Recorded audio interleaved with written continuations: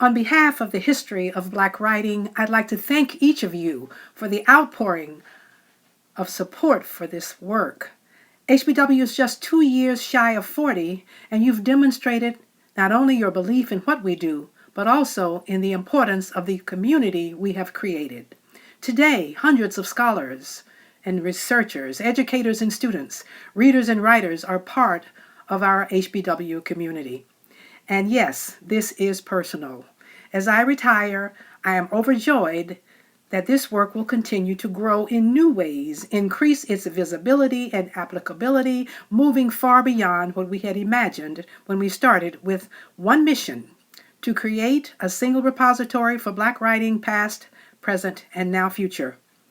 Our hundreds of alumni, students from high school through graduate school, our NEH-funded summer scholars, and our newest community, curators and professionals working at the intersection of African American literary studies and digital humanities, remain committed to a teaching learning environment that strengthens us as individuals while it broadens our collective impact in the public sphere.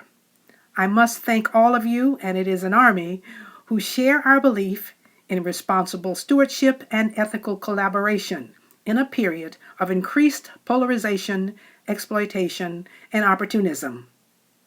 Those of you out there know us and have been there for us, our champions, and participating in our growth from a staff of 2 to the 15 team members here at the KU Homefront.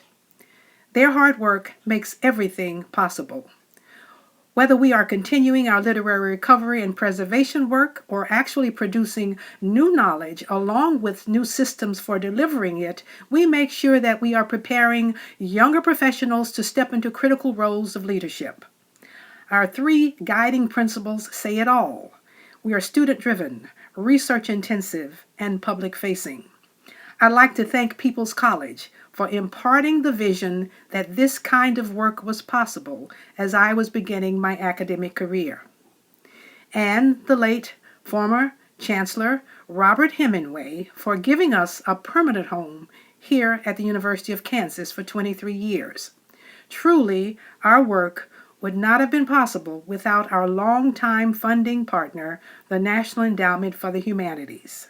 When we received our first grant in 1988, no one could have imagined that over 30 years later, we would be putting a new face on the meaning of public engaged scholarship and creating a unique bridge between the Academy and its various publics. Their support has been complemented by various state humanities councils from Mississippi to Massachusetts to Kansas, and most recently by the Mellon Foundation. It gives me great pleasure as I retire to pass on the mantle of leadership to Dr. Aisha Hardison at a time when HBW is stronger and more financially secure than ever. Your $8,000 raised through this launch, you have told us loudly that we must continue our work. We can say confidently that we will reach new heights in the next 3 years. We are mindful that in less than 2 years, we will celebrate the 250th anniversary of the first published work by a Black writer in America, Phyllis Wheatley's 1773 collection, Poems on Various Subjects.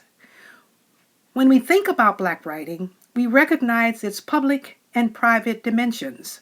It is appropriate then that we continue to recover the multi-dimensionality of this long tradition and make it more fully accessible to all. That is the work that lies ahead for us. Again, through the generous support of the Mellon Foundation and NEH, we hope to create our most innovative digital resource to date. Faculty and staff from Southern Illinois University, Edwardsville, under the leadership of Howard Ramsey, will help to create it.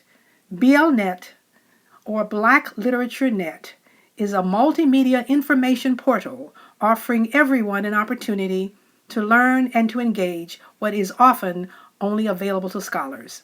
You'll be seeing some familiar and new faces as we enter this new stage of our work.